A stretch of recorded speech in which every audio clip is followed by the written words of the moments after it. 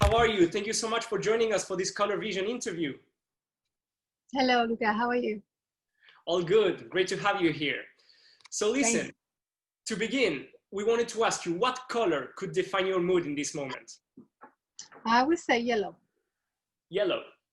Yellow. Okay, awesome. And what memory does this color trigger for you? I think no one particularly. Just yellow is the color of the sun, so it reminds me of my best memories in summer and on the beach and near to the sea. I think it's also the color of joy, so that's why I really like it.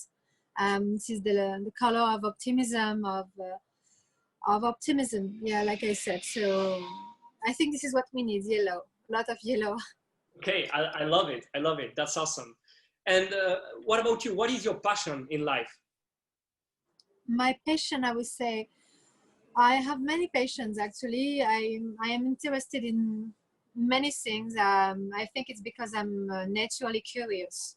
But I would say my passion is art in general. I love the fact that we can create from our imagination. The fact that we can, imagine a new way of do things, of thinking, a new way of building our world.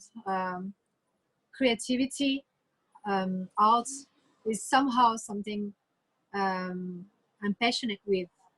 But currently, yeah, what stimulates me is to reflect on how we can make our world more sustainable and to learn always more and more. I'm currently taking classes, online classes in American universities to just learn more.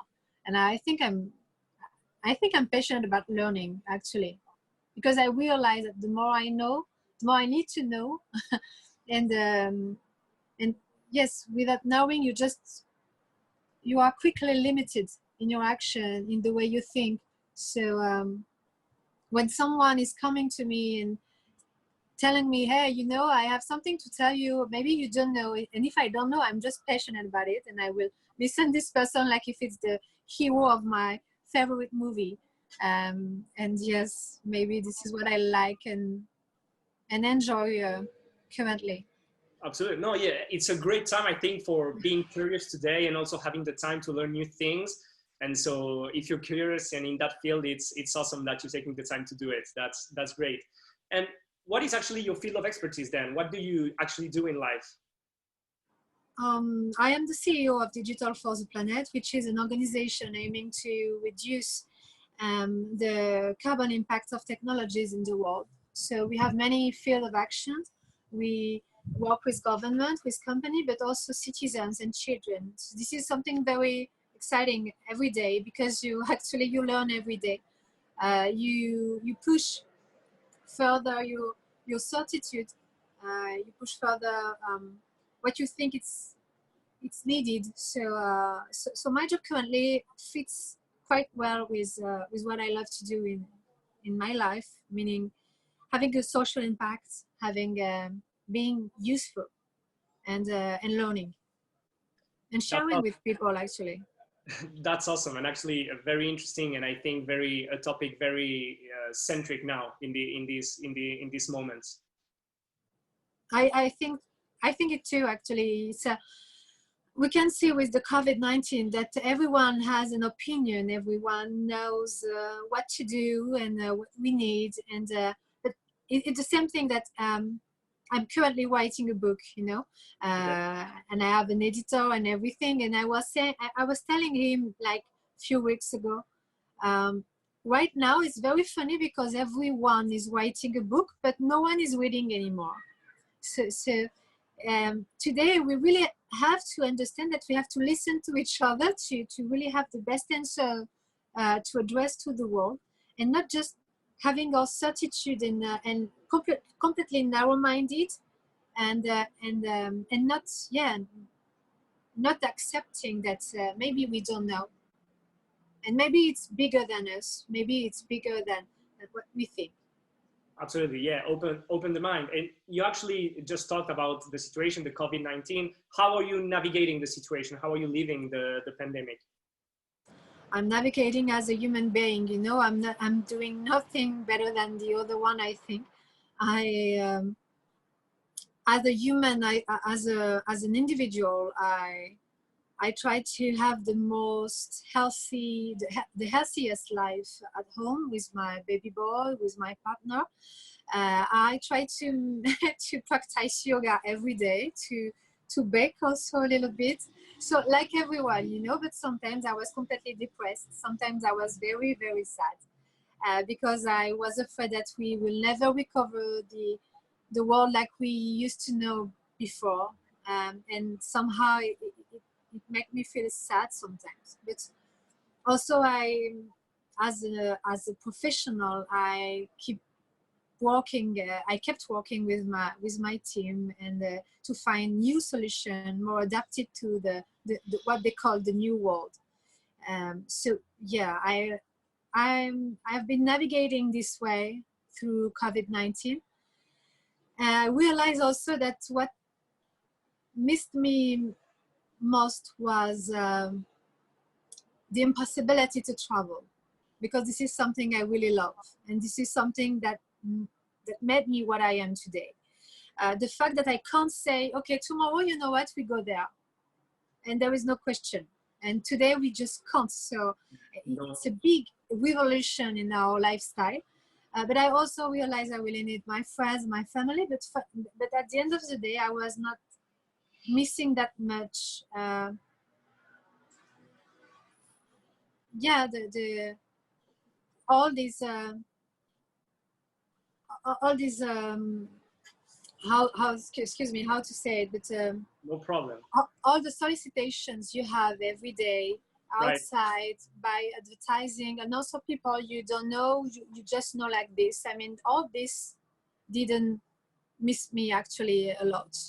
What missed me was my friend, my family, definitely, and traveling and feeling free. Yeah, you actually get to reconnect with the important things in life for you, and Yeah. that's good to reconnect with that. And actually, so you talked about what things have changed and everything. What is your vision for what comes after the crisis? What do you think the world needs after this? It's a very, very big question. Actually, it's very pretentious to think we will know what comes after. I think we're gonna observe the consequences of the COVID-19 through the next 2 years minimum. So we have to definitely be observing and careful and on a position of humility with the next months and the next year.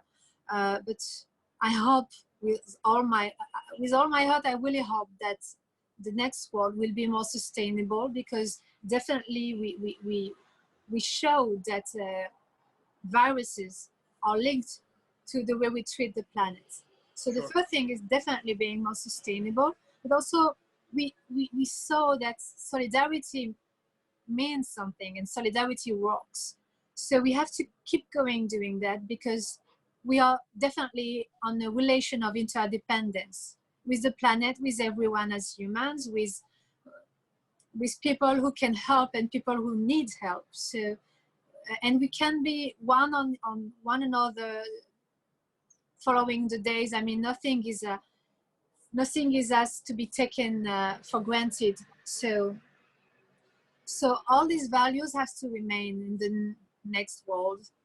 But also, I think we have to think again how we interact with technologies and with digital. And this is all the thing I'm dealing with every day. But now we saw also that digital is at the heart of everything.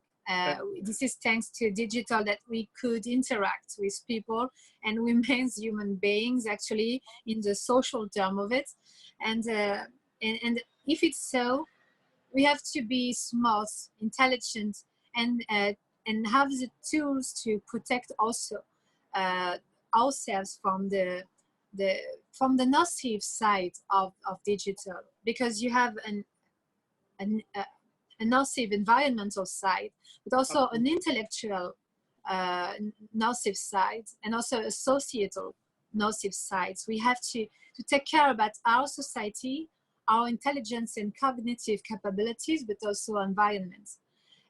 If we can figure out how digital can be smart, inclusive, human with human focus, and respectful with our fundamental liberties, I think we can win with our adaptation in the new world.